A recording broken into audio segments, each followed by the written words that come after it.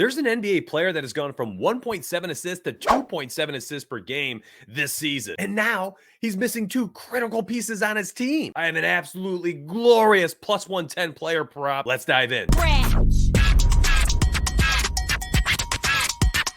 What's up, my friends? It's your man Donuts back with another episode. I have a slew of new segments, picks, research, and a way to deliver it to you. Hopefully you enjoy the new show. It's going to be a little bit longer, so hit the like button, subscribe to the channel, come back every single morning, and I will see you here with a litany of information and value for you. So what is the play? I already alluded to the assist increasing from 1.7 to 2.7 assists per game. Two critical pieces are missing today.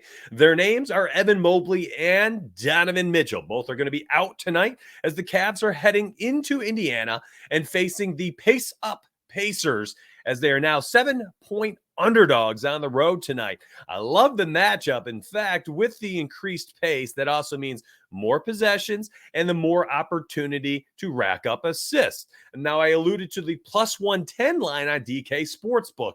I think this is a glorious play. It's actually hit in 7 of the 8 games this year. The only time it missed, it hooked at 2 assists, and the other 5 of 7 times it finished with 3 assists. That means it's going to be quite sweaty. The other 2, he had 5 or more assists in the other 2 games. So buckle up, get your sweat rags. This one's going to be tight and down to the wire. The play is on Jared Allen over 2.5 assists, plus 110 on DK Sportsbook. All right, we got more picks to discuss, more plays to research. Let's go. We have no time to waste. So let's just dive right into the new segment, another new segment. That's right.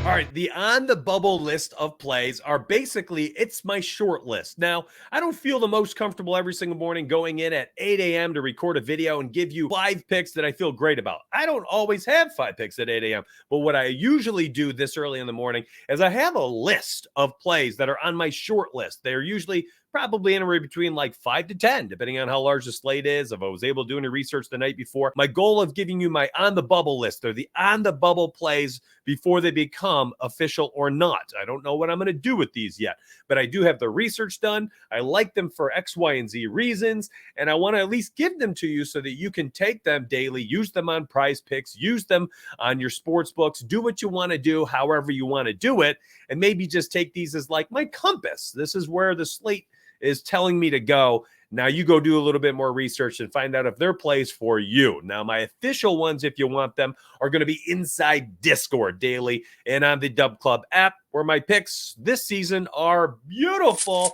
as I'm putting up this display on screen right now to show you the season-long recap and to tell you how I'm doing so far on the season. Hopefully you are one of my members who have enjoyed the fruits of my labor. If you're not, link down below. It's $14.99. All right, let's keep going to the on the bubble list. First play. Oh, baby. Let's take a peek. Bam! Jonathan Kuminga over 17.5 points. I really like this play right now. He has played 24 plus minutes in just about 15 straight games. Now, in those games, how's he been doing? Pretty fantastic, in fact. And on the season, when you look at him alongside Wiggins and Curry and Draymond and Clay and having all these, the key pieces being active. And I'm not talking about starters, because the starting lineup has been in flux almost all season. They had Kevon Looney starting at one point. CP3 has started a bunch of games. We've had Wiggins in the lineup. We've had Wiggins on the bench. We've had Clay in the lineup. We've had Clay on the bench. So I am literally just looking at, well, what happens when these guys are all active? Now, 21 games. We've had Kuminga play 24 plus minutes. And again, he's been doing that for one straight month now. And if he plays his normal 24 plus minutes in his newer role, being relied upon as a scorer, basically the secondary scorer on this team right now, and when he's relied upon in that role with all of these players active, playing 24 plus minutes, he's hit the over in 14 of 21 games, and he's averaged over 20 points per game. And in a shorter stint, when we're looking at the last 10 days or so, I believe I went back 5 games, he had actually been averaging 22 points per game. He's been looking great. So I like the upside here. I don't mind the matchup. I'm curious to see if OG Anunoby is active, and if he is he in the starting lineup? And if he's not, how many minutes is he playing? And what's he guarding? What's the lineup look like with the Knicks? So there's a lot of things that are in flux. And we're going to get Kuminga most likely starting at power forward. Draymond at the 5. Wiggins likely starts at the 2 or 3, and then Podziemski will be the other one playing shooting guard or small forward as well. So we should get Kuminga starting no matter what at the 4 tonight, which means he potentially will be faced up against Precious Achiuwa in a very winnable matchup. Despite how long he is, he's going to have trouble keeping up with Kuminga, who takes 76% of his shots within the restricted area. That means he's going to take them within 4 feet of the hoop. So if we're getting a bunch of plays where Kuminga is getting to the rack, taking it to the rack, I think we have a nice opportunity for him to score big. And when they're starting Dre at the 5, he likes to sit out on the corner. They try to give him a few corner threes per game, and otherwise he'll crash the boards. But if he's extended to the perimeter, you're going to get Isaiah Hartenstein chasing him out there, which leaves the paint open for Kuminga to slash to the hoop against Precious Achiuwa. I like the upside here, over 17.5 tonight. That play is absolutely on the bubble. And I'm going to be honest, my friends, if it's not going to be using Jonathan Kuminga, you don't like the play, then I think the play is going to Andrew Wiggins over 11.5 points. One of these guys, I believe, is scoring to the over, potentially even both. Problem for me is I don't like to bet on 2 players in the same game, nevertheless 2 players on the same team, and absolutely not 2 players with the same exact player prop market. So I will not be playing both of them. I will have to decide which one I'm going to lean on before I post it live to Dub Club. However, this is on the bubble, and I wanted to make sure you had the on the bubble list. Andrew Wiggins over 11.5 points is absolutely on the list. The minutes have come back. He's played, I believe, 27 plus in the last 3 since returning, and he has scored over 12 plus points in all 3 games. Now, this is a guy who we know can go out there and score buckets when he's in the zone and his mind is right. And it absolutely seems like he is feeling more himself. Maybe he's fully healthy. I don't know what it was all season. It's been a very shaky season for him, but he's looking more the Andrew Wiggins that we're used to seeing. And when I bring up his information and I bring up his data, there's a lot to like there out in Golden State with Wiggins getting more playing time. And as he has been scoring much better, averaging 14 points per game over the last month of the NBA season. And when we look at a shorter stint, and we're going back to just looking at post All-Star break, he's had 20, he's had 14, he had 14, then he got hurt. And in those 2 games where he was hurt, labored and injured, he only played 13 and 15 minutes. Throw those away, he's had 19, 20, 14, 14, 11, 16, 17, and 16 points in those 8 games, hitting the over in 7 of 8 and scoring 14 plus in 7 of 8 games. And all of those games, 26 plus minutes. Again, we are looking for the minutes. The minutes equals the opportunity. Opportunity usually equals production, where we're talking about decent players. He's been averaging almost 4 3 attempts per game and 10 plus field goal attempts per game. At that minute mark, it's going to be hard. We're going to be hard-pressed to not see him hitting the over when he's playing that many minutes and taking that many field goal attempts on average. And even if we're just looking at how's he done in the season when he has played 25-plus minutes, well, 25-plus minutes, that's a few less than what he's been averaging over the last several weeks. Well, actually, last month since the All-Star break. At 25 plus minutes, Andrew Wiggins has actually averaged just under 15 points per game, and he's hit the over in nearly 70% of the games this year. There's a lot to like in both Kuminga and Andrew Wiggins. Both of them are on the bubble. Let's move on. What's up, my friends? Thank you very much for supporting the YouTube channel. It's you and me versus the books here. Drop a like, drop a comment, subscribe to the channel. I'll see you on the inside. Let's go. Let's get paid. Hopefully that handsome fella was enough to sway you to click the like button and subscribe if you're new to the channel. I have more picks. We got no time to delay. I'm ready to rock and roll. Next play for On the Bubble is Anthony Simons over 3.5 3-pointers made. Now, this is a very convoluted situation here, which is why he's currently on the bubble, and I don't entirely know what I want to do yet. However, we know that as long as Simons is going to be playing a ton of minutes, which he is. They're missing Brogdon. They're missing Sharp. They're missing bodies, potentially missing Jeremy Grant. They just don't have people in the lineup right now. And that has allowed Simons to play a ton of minutes. In fact, he has averaged 37 minutes per game in March. He played 45, 43, 40, 34, 42, 34, 43, and 36 minutes. That's crazy.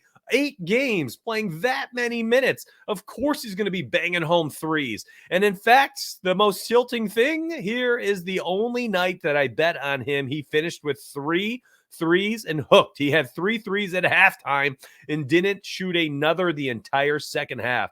However, because I read off all those minutes and because I read off how many threes he's been making, I have a feeling tonight we're going to hit the over, because in those 8 games, my friends, with all those minutes, Anthony Simons has hit the over in 7 of 8. That's right. He's had 4+ threes in 7 of those games. And the only time he missed, he hooked with 3. The only time I bet on him. I'm going back to the well, though. I'm going back to the well. This man has been on fire, averaging 4.5 threes over those games. And I expect the over 3.5 to be a nice looking play. Now, we had it at plus odds last time. And I think part of the upside here is the fact that the juice is actually not on the under like it was last time. We have even odds, fair odds, both sides of this. Essentially, we can take minus 115 to the over on DK, on ESPN, Caesars. There's some good spots here. I like this a lot. In fact, if you want to climb the ladder and do 5+ on FanDuel Sportsbooks, you actually get the opportunity to get that at nearly plus 200. So I do not mind that at all, because the field goal attempts, the 3-point attempts being at 9+ in all but 1 game in March, and the fact he's played 34+ minutes in all of those games as well. And then lastly, the Chicago Bulls give up the second most 3-pointers made per game. Give me Anthony Simons over 3.5 3-pointer made. And again, this is an on the bubble pick. I'm not entirely sure if I'm making these official yet, but hopefully these are helping you out and giving you some upside, giving you an opportunity to have a direction to, start with your research. All right, let's take a quick peek at the projections model. That's right, PrizePicksProjections.com. You guys have access to this. By all means, please use it while we are fine-tuning it. These are my personal projections model plays, and, there's all sorts of stuff you can do here. If you want to research individual players and you want to see, well, what does the model say on some of these plays? If their play is on the PrizePicks website, whatever the line is, whether that's a demon multiplier, a goblin multiplier, whether it's the straight line, it's the regular 22.5, our model will pull whatever that is, and it'll pair it off against whatever my projections model says. So my projections model has them at 3.67 threes. Again, we know PrizePicks does not have them up there at 3.5 right now. But when it does go up there at 3.5, you can at least take solace in the fact that the line is pretty close to where my projection is. My projection leans slightly to the over, not high as I'd really truly want it to be, but you have the opportunity to use my research to take a peek. And again, another play we were just talking about was Andrew Wiggins. So if you wanted to go see, well, what's the model have for Wiggins for points, you'd be able to pull it and see, okay, well, his line right now on PrizePicks is 11.5. And you can see Mitch's projection model is at 11.92. Now, a projection model is not the end-all, be-all when we're talking about, an answer sheet or anything like that. It's just another piece to the puzzle. And I really want you guys to understand, it's a combination of projections. It's a combination of data and research. It's a combination of what the odds are, what the trends are. It's just you gather your puzzle pieces to put together your puzzle. None of them is a puzzle piece that means more than the rest, unless we're talking probably odds. Odds are going to have a little bit heavier weight to me than anything else, because no matter what the other things say, if the odds stink, then there's no way, shape, or form I'm taking a play if it's juiced at minus 150 as a straight play, potentially only using as like a parlay piece if I even go that route. So grab this link down below. I'll post it today if you want to use it in the pinned comment section. It's the projections. You guys have access to them. I am taking this play on the bubble. I've got the Kuminga play on the bubble. The Simons play is on the bubble. And then at the beginning of the video, we had Jared Allen as the what's the play choice for the opening segment of the video. So I hope you enjoyed this video. It's the first time I really went out of my way to try to create something engaging and fun and different. And if you liked it, I'd love to hear from you. Tell me you liked it. Show me you liked it. Like the video, subscribe to the channel. I'm going to do these daily. I'm going to add a few other segments. I want this video to be longer. If I can get this to be a 20-25 minute recording, I'm going to try to do that. And I'm going to add in some different things. I've got different ideas, ping pong bouncing around up in my head, pinballing up around in my mind, and I'm not entirely sure how to execute them. I've got my notes and I'm going to try my best, but I'm going to add them to the show probably as soon as tomorrow or Wednesday. I've just got to create some graphics. I got gotta find my way around how to do it. So do me a favor, like the video, subscribe, come back tomorrow morning. I'll be here with